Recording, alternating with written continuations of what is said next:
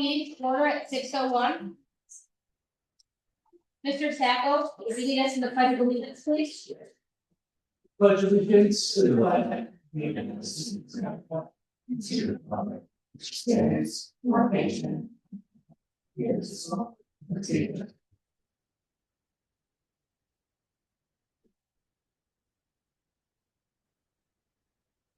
Presentations for tonight, Mr. Staton.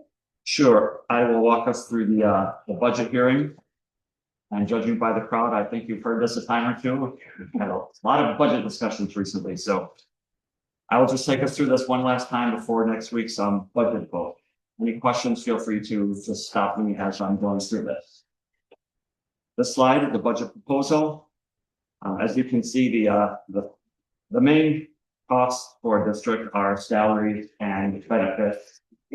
And BOCES is another big cost. But up on the top, you can see salaries are actually going down, and that's because, as you realize, we've had a lot of staff reductions through attrition this year. But the thing you want to look at is the bottom right corner. Our budget is only going up at 1.19%. So we work very hard to keep that as low as possible. Here's another look at the budget proposal. Unfortunately, state aid is not going up to the extent that we would prefer. I'll show you, we have another slide that I'll speak a little bit more about that. But at this time, the state still hasn't passed the budget. We're anticipating about a 1% increase. So you see some smaller numbers on that line.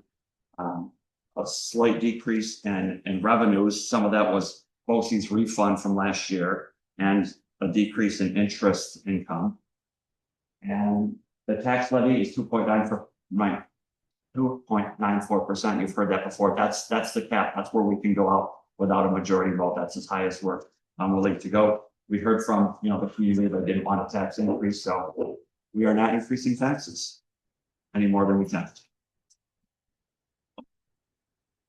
And I have to give Mr. Charlie Cowan credit for the slideshow. I'm presenting it, but he worked on it. So if you like the fancy bullets and slides and pictures, it's all Mr. Cowan. But these are the key points you could see. I don't need to read it to you, but again, it's just a very slight budget increase. Unfortunately, it's even a slighter state aid increase, and there's our tax levy. But the overall expenditure increase is below inflation. As you know, costs for a school, especially salaries, health insurance costs, energy costs, those costs go up much faster than the rate of inflation. So schools just get harder. So it's just very difficult sometimes to close that budget gap, regardless of the year or situation we're in. 10-year tax levy history. You can see over the past 10 years, we averaged about a 2.63% increase. Again, most of those years we go out right at the cap. The 2 years highlighted in green, 2021 and 2024, are years that we actually went above the tax cap, and thank you to the community for supporting that. But this year, again, we only are going to the tax cap. Again, that's within around the range of the 10-year average that we typically see. So this is the graph that I was alluding to earlier. If you see that straight line that continues with the green on top, that's the 3% increase that we had been seeing since 2020 from the state, foundation aid. And if that 3% had maintained for the last 3 years, we would be in a much better position. Unfortunately, as you can see from the blue and red line, in 24-25, we got a 0% increase. Last year we had a 2%. This year we're anticipating a 1% increase. So you see that gap. So ideally, we would have been over $10 million in foundation aid. Unfortunately, we're not. So if we had maintained that, we'd be about almost $600,000 more this year in foundation aid, but we're not. So with that, widening gap between what we would like to anticipate in foundation aid, and again, because of increasing costs, especially with healthcare, that's just where we saw the disparity and the numbers, and which led to the budget gap on the next slide. So as you may recall, we began this budget season with an initial gap over $1 million. I mentioned earlier some attrition from staff. Some staff left, a lot of staff retired. We hate to see them go, but it was fortunate for us this year that they did, because we, without actually cutting current employees, we're able to reduce staff through attrition.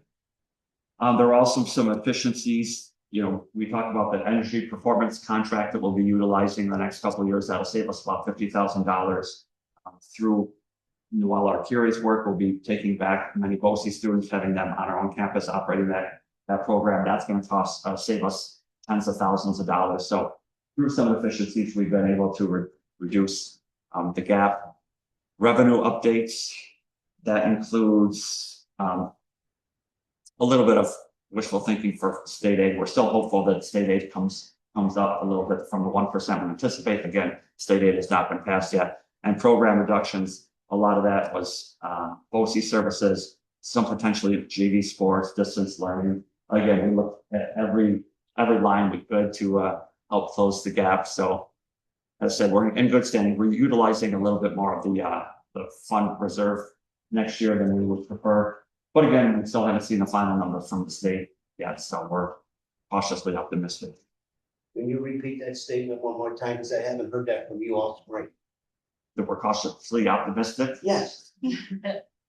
Well, so what's interesting too is, the state gives us a foundation aid number in the spring, but then, I'm trying to learn about the budget every year, and Brian Reed and Charlotte Cohen showed me that sometimes when they give us a number in the spring, and then they give us that number the following year, it's not actually the same. Sometimes they actually pay us more than what they anticipated paying us. Sometimes actually pay us a little bit less. So even though they may say right now we're going to get a 1% increase, there's a chance by the end of the year that we've realized a little bit more than that. You just never know. We had that on tape, right?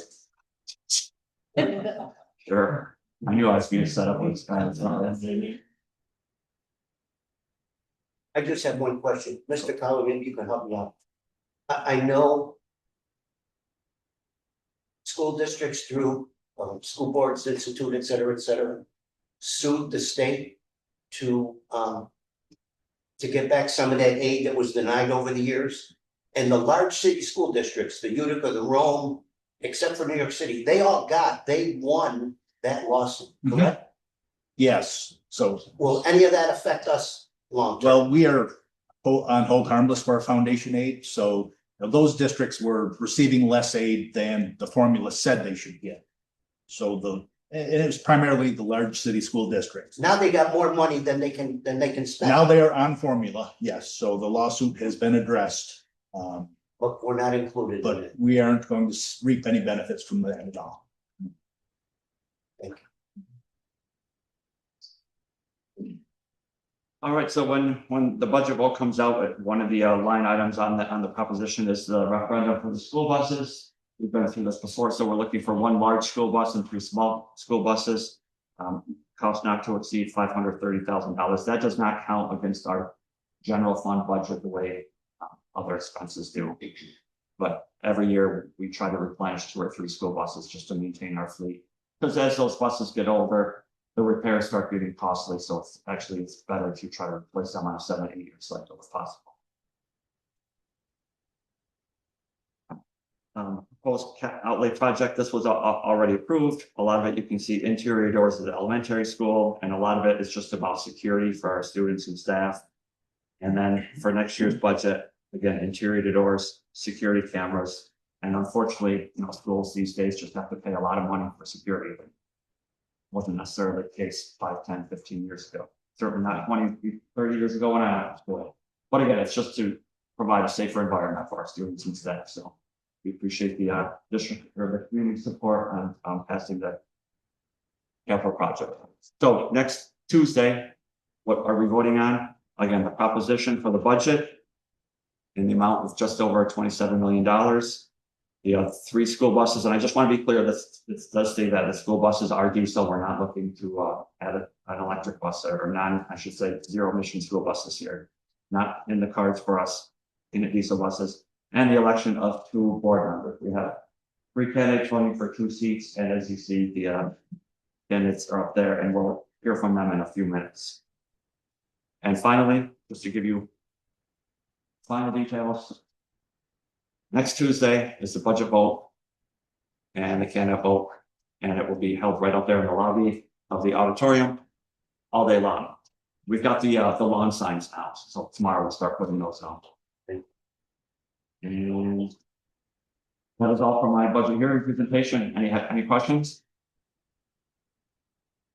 As I said, this is all the same stuff we've been talking about every week, every budget meeting for the last few, so.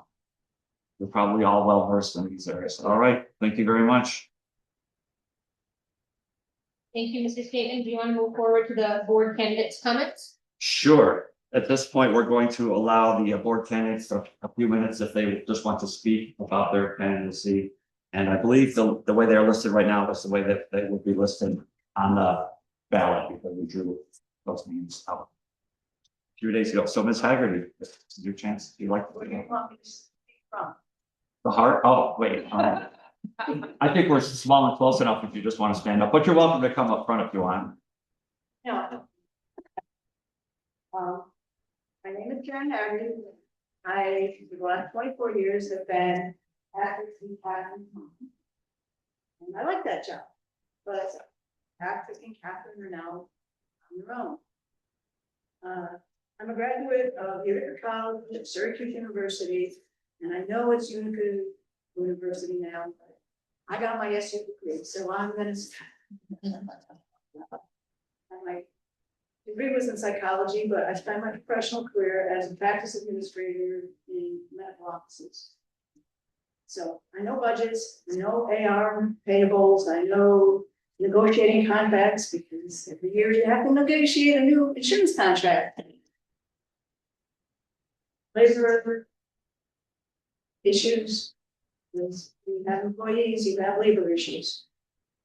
So they're different. I know state regulations according to medicine and also the federal regulations.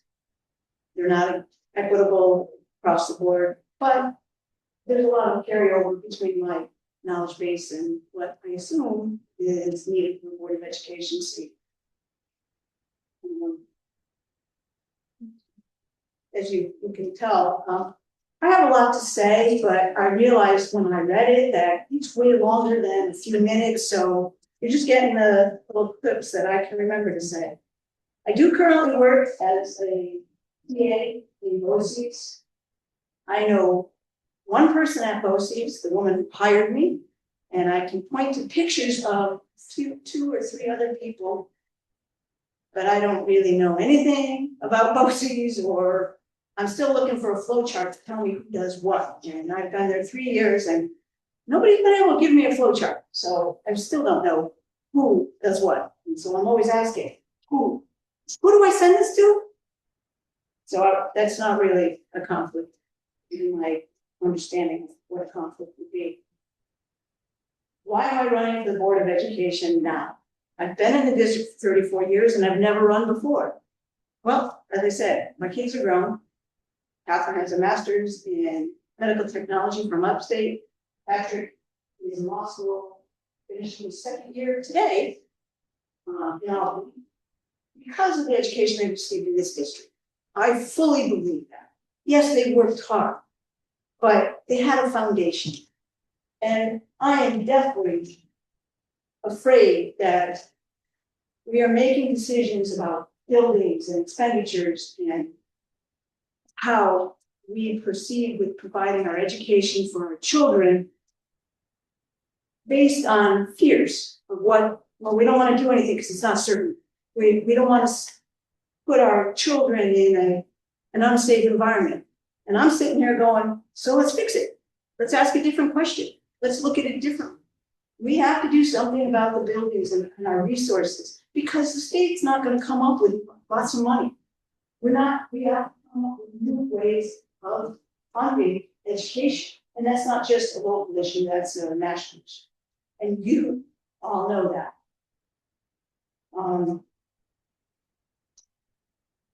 And back to why now? Well, I go back to when I was in 8th grade and we were fundraising for my school.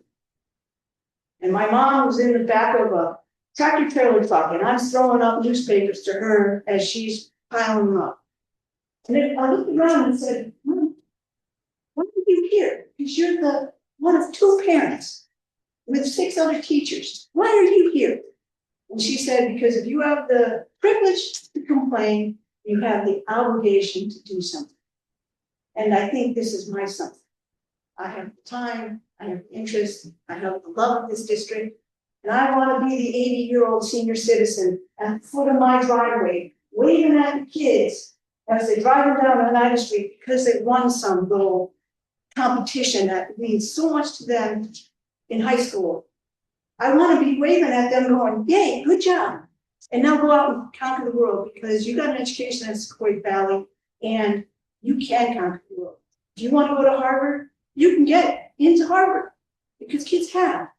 If you want to go to BOCES and learn to weld, you can do that. You can start your own business because you went to Sequoia Valley. And that's my spirit. Thank you. Thank you very much, Ms. Haggerty. Mr. Nicotera? Thank you, Mrs. Haggerty. I have a great deal of respect for everything you shared with us. I think most of you know my background, but I'll elaborate a little bit. I've served on this board for 15 years. It all started 15 years ago, in the cafeteria at the high school, where there was some contract negotiations that weren't working out. So the Board of Education was going to go into an executive session and discuss the possibility of closing the middle school. And that was going to save the district and allow them to settle the contract. Well, that didn't materialize. I was approached to stand up and speak. I was in shock, never went to the meeting for that purpose. And another resident of the community spoke, and we just encouraged them to go into executive session, but talk about how they can resolve their differences in the contract and not make an emotional decision to say, because we can't do this, we're going to close a building. There was no preparation, there was no discussion. So that's where I got started. I ran for the board, continued to keep my position, which was very demanding, balance in both, but I persevered and we got through that. My experience, besides the 15 years here, I've been a member of the BOCES Board of Education for 6 years, representing our district. We have monthly meetings. We manage the BOCES budget, Mrs. Haggerty. I've been there 6 years. I can't tell you, other than the people I meet with, who does what. I'm going to be honest with you. But that's good because it's an organization of 700 employees. And every month we act on business where we don't know the names, we don't know the individuals. We act based on evidence and data, and not the individuals involved. But it's very interesting, and I enjoy that. Also, monthly meetings. I belong to the School Board Institute, which is made up of school board members from Oneida, Madison, and Herkimer counties, and we meet once a month. And what we do is we share or we listen to the events and the occurrences that happen in neighboring districts. And it's very interesting. When I sit here and discuss with our board what goes on here, it's very similar what goes on in other districts. Funding is always a priority. Controversies from time to time, they happen. And I think if there's anything I can take out of that is it's a learning experience. I thought I knew educational law. I thought I knew state ed. But the longer you serve, you find out the laws change every year, data changes every year, you know that. And you need to be current with what's going on. And it's a learning process. You continue to learn as you serve. I served as the assistant superintendent of Remsen Central School. I was a junior high, senior high principal, managed both programs. It was very interesting. It was quite a learning experience. I developed a love for the North Country, developed some outstanding relationships, and had a great experience. Had some opportunities to move on, and I chose not to. I was commuting 31 miles a day. My wife was local. It was a win-win for us. I commuted. Deerfield Hill is a monster in the winter, but I developed a love for that community and developed an outstanding relationship. Belonged to the Rotary, was very active in the North Country Rotary between Howell-Patton, Remsen, Barneville. We did great things for the community, for the county. for the families, for the students. After I retired, I was asked to come on board at State Cerebral Palsy. They had just purchased or in the process of purchasing the Chadwoods Elementary School, which had a turnover of ownership. And UCP was going to purchase that and open it up to a vocational education program for special needs children. And when I went to UCP, I went with the intention of just transitioning for a couple of years into that position because I had to go to Rome.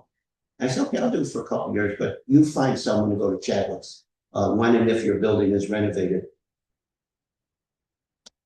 When it came time to re-retire, they talked to me one more time and asked if I had a second thought about going to the program there. So I did. It was a good situation because it was right down the street. And I stayed there for another 8 years, 10 years in total after retirement. And it was a good experience, and the program is still flourishing, I believe, today. So that's my background as far as education is concerned. Here at Sequoia Valley, these are my notes from the library today. As you know, I go to the library almost every day with the grandchildren, but I think I served 18 or 19 different Board of Education members here. And if there's one thing that I've learned is that you treat people with respect and they respect you. I respected their differences, they respected my differences. And we got a lot done. This is a school district that, as you well know, people are looking to come on to enter the district, to enroll their students, and to remain here. We have our concerns, we have our needs. It's quite obvious. But if a house goes up on the market and there's young children involved, there are families eager to come into this community. It's a very proud community, and if you talk to, and you all know, if you talk to people why they want to come to Sequoia, it's not for the farmland, it's not for the view. In most cases, it's for the education of their children, or their grandchildren, or whoever's involved. So I'm very proud of that, and I strive with my former board members to continue that vision. Work with three business managers, 2 different superintendents.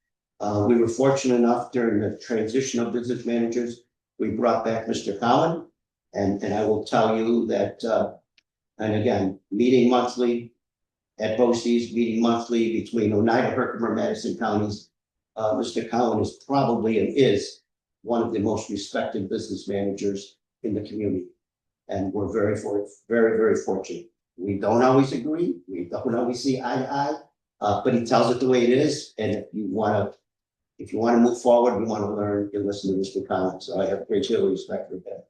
2 superintendents, Mr. Wheelock had just been selected superintendent when I came on board. I believe it was his first year. And then Mr. Staten came on board. The board here made a real good search.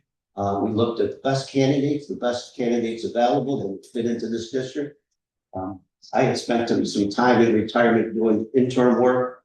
I was working at BOCES, and the name David Staten popped up. And this is before the position even opened up here. But when I worked at BOCES as an interim principal, it was apparent and very evident that this individual was an outstanding leader.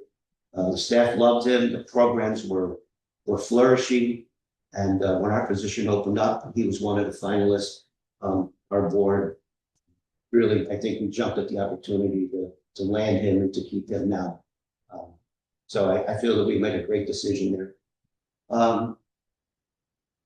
Allison and Michelle, I believe there's been 6 contracts between your 2 organizations that I've been part of. We don't always agree. We don't always disagree.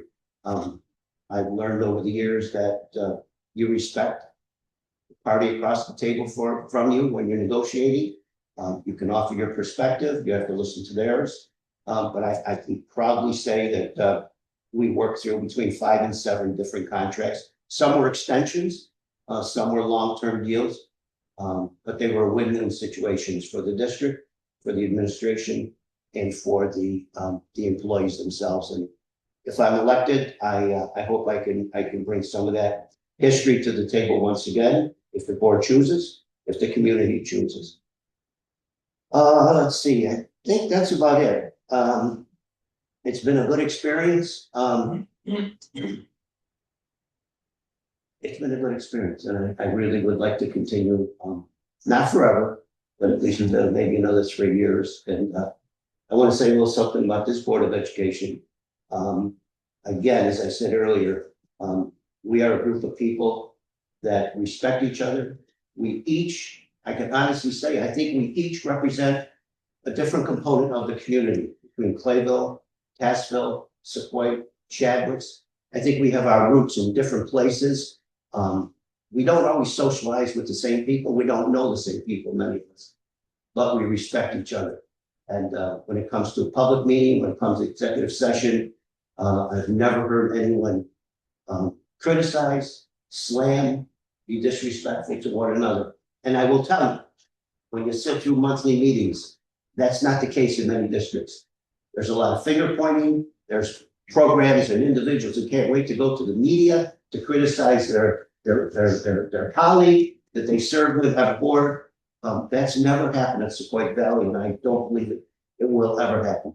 Not with the individuals that we have. They're willing to share their concerns, and we respect their concerns.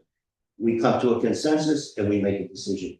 And we always keep the betterment of the district, the taxpayer, and the children at the forefront. So if given the opportunity, I'd like to continue. I enjoy what I'm doing, and it's a pleasure living and working in, not working, but serving in this community. That's about it. Thank you.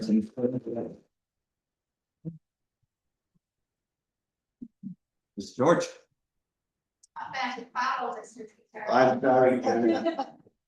When you're babysitting, you sit in the library, your kids are playing the thick of things, and see that, I got favorite things to do: goose, ball, down, get. I'm sorry. Thank you. As you know, my name is Jennifer George. I am my candidacy. The sustainability and strength of our district is really the main reason that I chose to run this position. Believe in what we do here, and I believe in the way we prepare our students for their next steps. I'm always so proud of what we accomplish. I've lived in Sequoia my entire life. It's a lot now, it's getting up there. So I'm proud of Sequoia Valley. Currently have 3 daughters in the district between middle school and high school. They're in grade 6, 8, 10. They participate in athletics, arts, they participate in social and educational activities. And my husband and I are extremely thankful and appreciative for all the faculty and staff who put together all of these activities. We know when they leave every day that our students, that our girls are safe, they're supported, they are cared for. And that speaks really loudly about this. I have a master's degree in higher education administration, and I've worked at Sequoia Institute for 20 years. I have the privilege of having a lot of Sequoia families and students come to, so I can also speak to how public care from that perspective as well. I began in student involvement and orientation, which I used to on staff. I got to do that for a long time and really enjoyed that period at City College. But I now lead the dean of students, and I work with crisis intervention, crime assessment, behavioral intervention, and basic needs support, specifically related to housing and food insecurity. Higher education is and has been facing really similar challenges to K-12. Increasing enrollment or the educational cliff that we're facing when people are moving out of New York and our numbers are and people really it's quite fun because they love it here. And say when the houses look for sale, right? People are really chomping to get it because of what we have to offer. Decrease in unstable federal and state funding is a challenge, and everyone really just being charged to do more with less. I love the part of the creative solution-based approach that we have to face these challenges. Been doing very similar work for the past 20 years in my entire life, and I feel like I really well suited to support our very student-centered approach to facing these challenges. So I believe in leaving things better than you found them, and I found some. I was 4 years old in school. My mom was my teacher, and And I feel like I'm now in a place where I can give back a lot of my time as our children are growing, and try to get even better than this. So thank you for the opportunity and I look forward to serving our community. That's all. Thank you.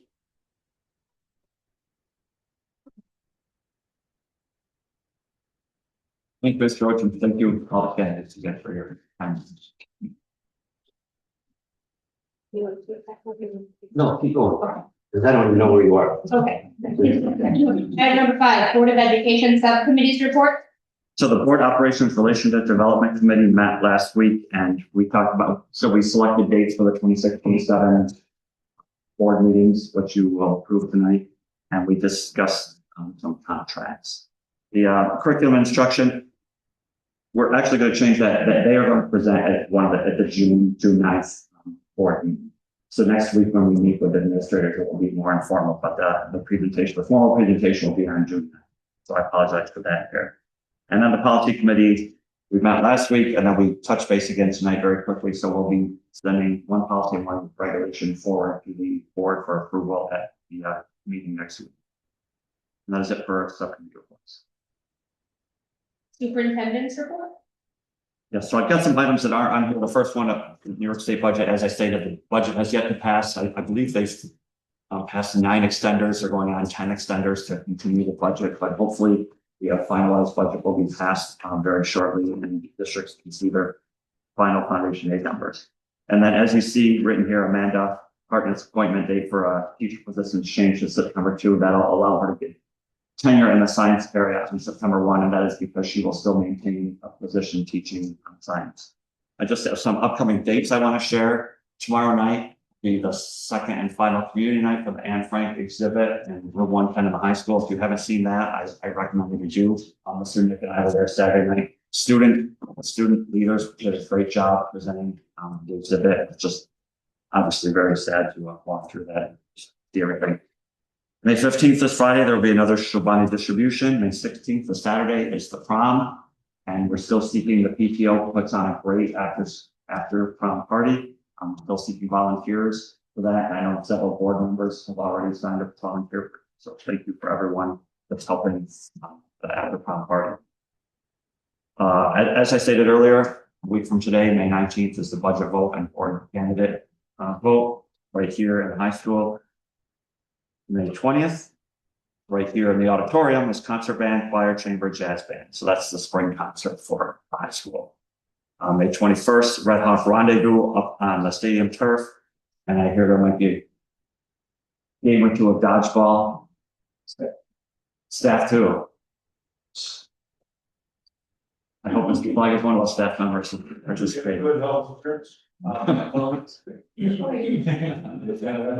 Orthopedic on staff.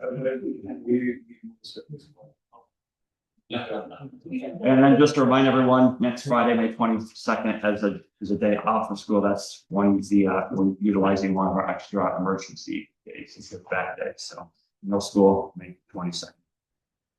And that is also the superintendent's report. Old business. Okay.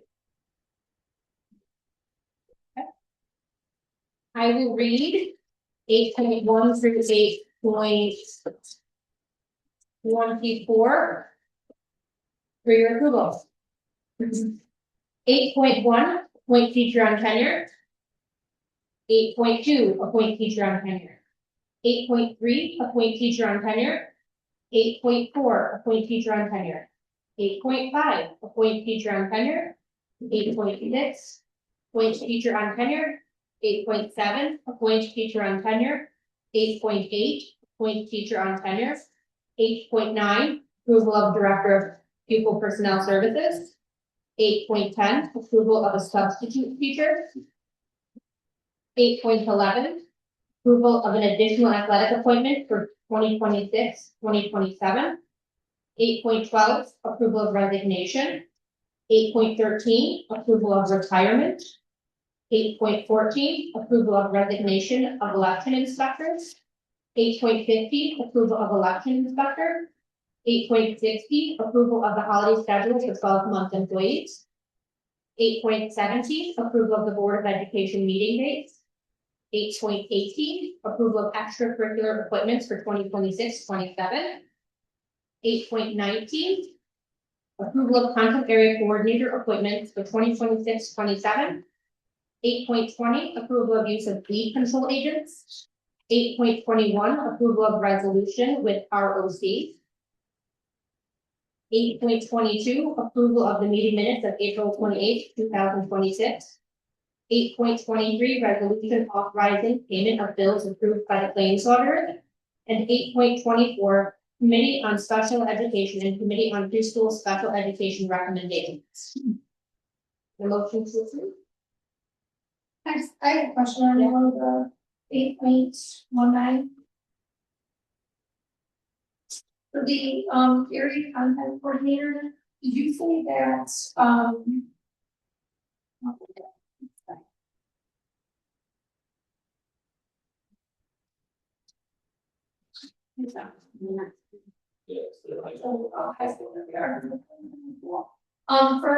for science and art, is she gonna be teaching part-time science and part-time art?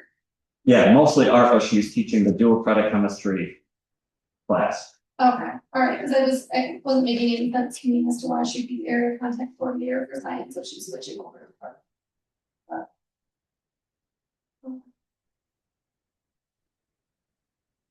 What's that?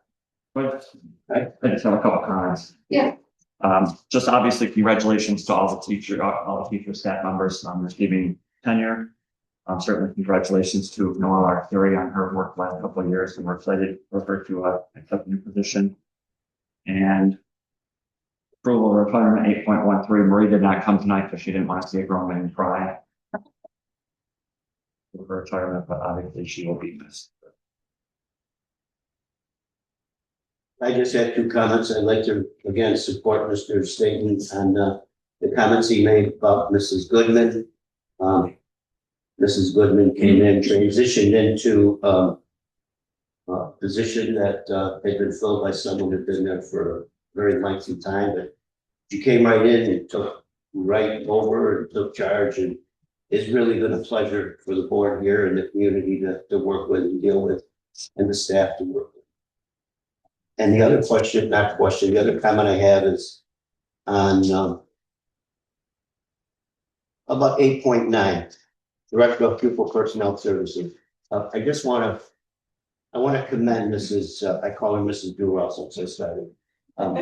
Noelle was in my kindergarten gym class so many years ago, and we stood out from day one when I met her. Although we cried a little bit, that was common, right? But she was I didn't hear you. Said it was you. Yeah, thanks.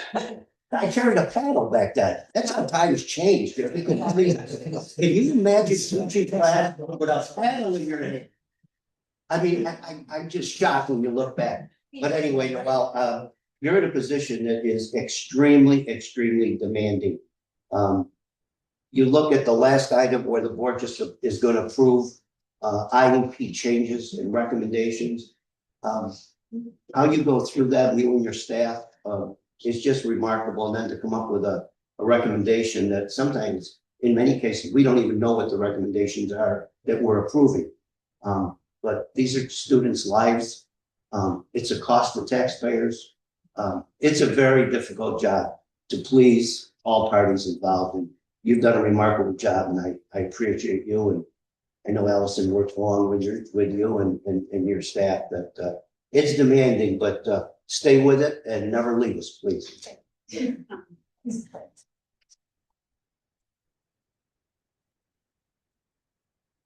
That's all I had. Okay, is there any other comments? Can I make one comment on 8.14? I know you told me, you know how long Bradley's done there with the inspector? It's been a while. Yeah. I don't think she's doing well. Yeah, I know, but she's done that for a lot of years. How many Oh, I don't know. Yeah, I just want to shout out to her. I know she's having some health issues. Yeah. We appreciate all she's done for many years of doing that. Yeah. She worked the Clayville primary day. And I know she made a statement to a few people that may have been, it She's takes for a long day. It's a 15-hour day. I mean, She's done a lot. She does it for, as well, I know she gets paid, but it's for the amount of work she does, yes. She's a great lady and, Thank you, Mr. Fratelli. There are no other comments? I need a motion to approve. Mr. Sacco? Mrs. Capelli, or Mrs. Capelli? I didn't remember that. Patty? Miscellaneous topics? Oh, but you're on. Oh, all in favor?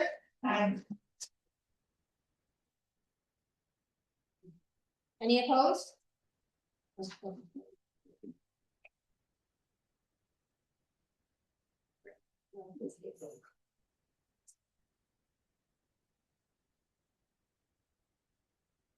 Miscellaneous topic? Any public to be heard? Okay, yeah, public to be heard, so. Sure. We'll give it a minute.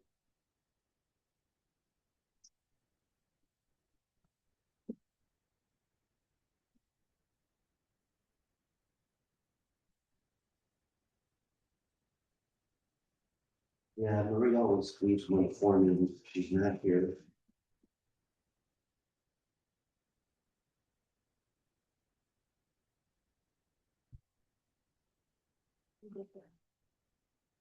Yeah. You know, rather than hold up.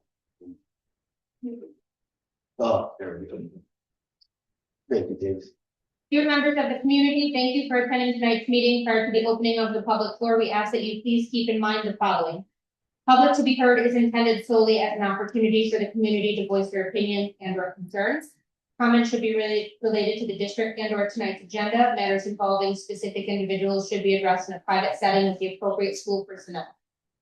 The BOE policy prohibits parties from participating in immediate dialogue. Therefore, we are not able to answer questions or enter into an active conversation. The Board of Education will review all materials presented and respond if needed in a timely manner. Public comments will be limited to 5 minutes. We genuinely value and appreciate all input and support from this community. Thank you for your understanding. I have a question for the 3 candidates. Going forward, the district is facing a major decision. That's just regarding your thoughts on your configuration. I don't want to assume. Is it Randy Moore? Yeah. I didn't speak up a little. Yeah, Yeah, going forward, the district is facing a major decision. It's on a reconfiguration. I'm just wondering of the 3 candidates, what their thoughts are. Mrs. Haggerty? Okay. What I know is that this has been raised before. And that if you look at the demographics, I know we're talking about people dying to get into the school district. But statistically, the central New York area, New York State in general, losing people. And it follows that we are losing people. Our families are not, our families having 5 kids. We have 1, maybe 2, have 3, like not more than that. So the idea that we're going to keep growing, when I lived in this district 34 years ago, I was told it was an up and coming vibrant community. And I looked around and I saw buildings and houses being constructed. I haven't seen that. That's why people can't move into the district, because there's not that many houses for sale, and when they go up, they go. So yes, we have a problem. We have to do a hard look at demographics. Are we going to be able to grow? And if we are going to be able to grow, how quickly, how effectively can we? What are we going to do with emptiness in our buildings? Because my theory is that we're going to be crushed by the weight of carrying empty buildings or empty classrooms. I'm not saying OCs is the answer. I'm not saying I have the answer. I'm saying there's got to be a way to make some revenue out of empties. Because if we don't, we're just gonna keep going farther and farther into red, because I look at those graphs and I see them going up. Simply that. So I wanna have full out discussions of what are we gonna do, okay? How are we gonna repurpose some of these buildings? Or are we gonna close off some areas so that we don't have to keep them functioning and moving on. Because as much as I love the school district, I'm taxpayer too. But more than that, I want the school district to be a small, vibrant, tight district. Because when I go to sell my house and my daughter says she wants to buy it, so it's. She wants to have a school district. That's gonna be there for her kids. And if my daughter chooses not to buy my house, I want to be able to sell my house to a family who wants to live in the city. And if we can't continue to provide ancillary programs, say like the Colgate seminar, which would fit all my son. Weird thing that I found out this week. I use that, because I think that's a find in what we can offer students today. So are we gonna cut the district because of the few buildings? I don't wanna see that. What I have the answer what buildings? No, not yet. I think we can have more community conversations. Because some of the concerns and ideas that I heard expressed in the last 2 months, I hadn't heard. So I want to have the position to hear the conversations, and then I want to be able to say, okay, well, these are our options. What does the community think we should do? And that's what I say right now. But we need to do something. Thank you. Well, I'll follow up with saying, and I think it's quite obvious that when it came to vote, I didn't feel that we were ready. I didn't think that we were prepared to make a drastic change to the community and to the school district. There's work to be done. Randy, I'm not going to say it's the right or wrong thing to do, but I think there needs to be better planning. I think there was good planning, but it was in different segments. When we first began with the public hearings, we all felt, and we were told, a decision was made, and now we had to sell it to the community.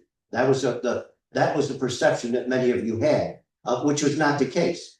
I'll be honest, I think the cat was let out of the bag a little too soon. And I think that we needed to involve the community more. And we have other elected officials. We have a town board, we have county people, we have state people. I don't know if I don't believe we ever had any conversations with those individuals. But I'd like to reinstitute that process over again and involve the community. We have a very, as you just said, Mrs. Haggerty, we have a very vibrant community.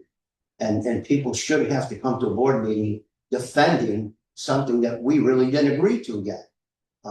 You were questioning us where we were still trying to search our soul as what was the right thing to do. I will say one thing, and I think it's a very difficult decision, but I think that it warrants some looking further. We're not going to get more money. That's obvious. But I think we need to look at where we're spending the money right now. And if we can occur some savings by examining different areas of our program. I won't rule that out. We are not alone. You have Oriskany, you have Remsen, you have Old Forge, you have Poland, West Canada. You have many districts throughout this area are facing the same situation. But if you look at their programs and you listen to what some of the Board of Education people have said, they've looked at other adjustments in their operating procedure. And they've been able to save and maybe build up some of their finances to where they're a little bit more comfortable. They're graduating students of 25 and 30 in a class. And in one district, I can tell you, they have one of the most lucrative contracts in the area for their employees. Now, how can you have one of the top contracts to work under, have a graduating class of 25 and keep your doors open? But I think they look to enhance their operating budget in different directions. And maybe we need to look at that.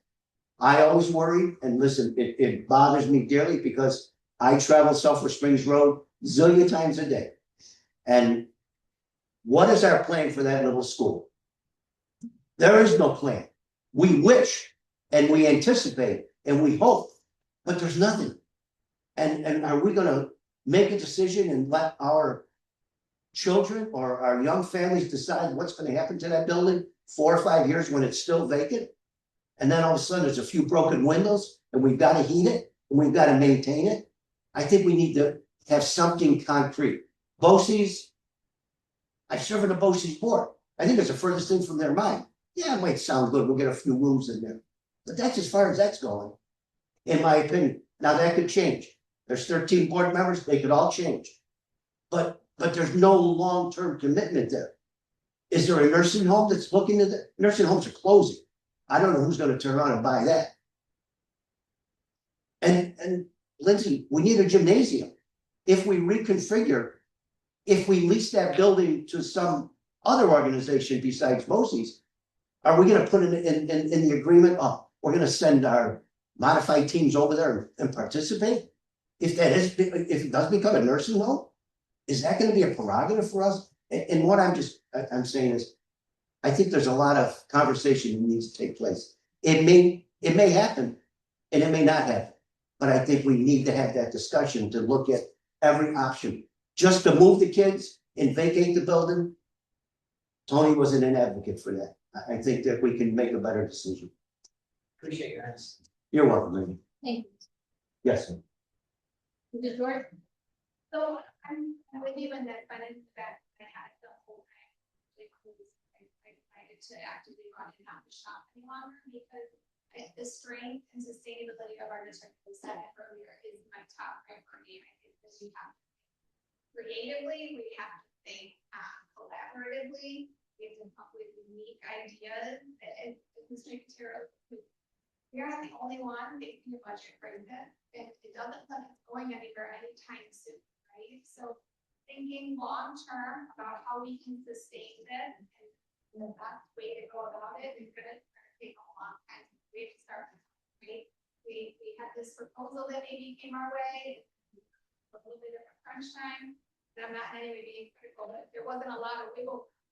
If we start now and we start planning the end of next year, new plan, we end up at a position where we're not rushed, we're not having these conversations with the 11th hour, and I'm sure that wasn't the case, but as a community member, it felt like it's consented and we have to vote, and what are we doing?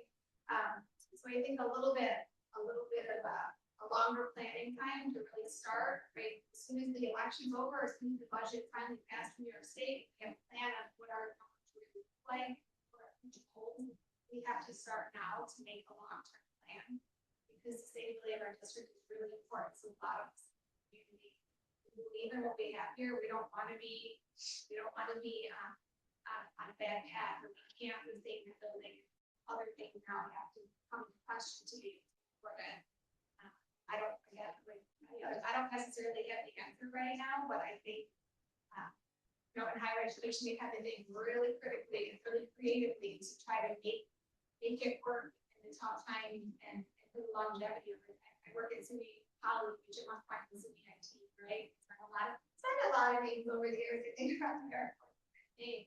And we keep having to kind of go back to our mission and our values and what we stand for to figure out what our future looks like. And we've done that, and I think we're in a really strong place, and I've learned so much through all of those processes that I've been able to be part of. So how do we look outside the box? How do we invent ourselves? How do we make our budgets work? We're in a budget crisis as well. We're short there too, with state funding and all the subsidies, but thinking critically, coming up with a plan and really executing the plan, even when you're not sure, right? You have to believe in your plan. So taking the time to breathe, look at what our options are, have really tough conversation about the solution that we think is going to help serve our students. That they have to for the best experience of the student. Thank you. Thank you. I'll stand just because it's even better for me. For those of you who don't know me, I'm Michelle Madden at the high school library. I'm also the president of the School Teachers Association. So thank you for this time today.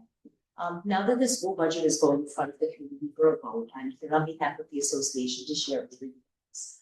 First of all, we understand, as others mentioned this evening, that this budget process wasn't easy. It was built under constraints. We all know that costs are going up, aid is remaining flat, And that we're still trying to build a budget for our schools, so we understand that this was put together underneath those parameters. At the same time, the decisions that were made, they have a lasting impact on what it is that we're able to offer our students and what it is that we're able to offer our community. And that's something that can't be ignored. The work doesn't go away, it simply shifts. And we have a concern moving forward that the pattern is going to remain, because we want to be part of a district that's continuing to grow, as first mentioned here, not something that's continuing to shift. So we'll be here continuing to advocate for thoughtful decision making, for transparency, making these others have set up outside of the box about how is it that we can work together to come to something that helps support our school district so that it remains not only now but in the future for our students. So Thank you, Ms. Moore.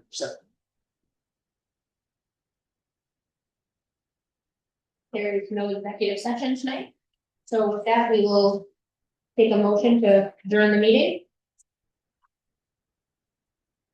Okay, who's first? Let me do that, and second. All in favor? Aye.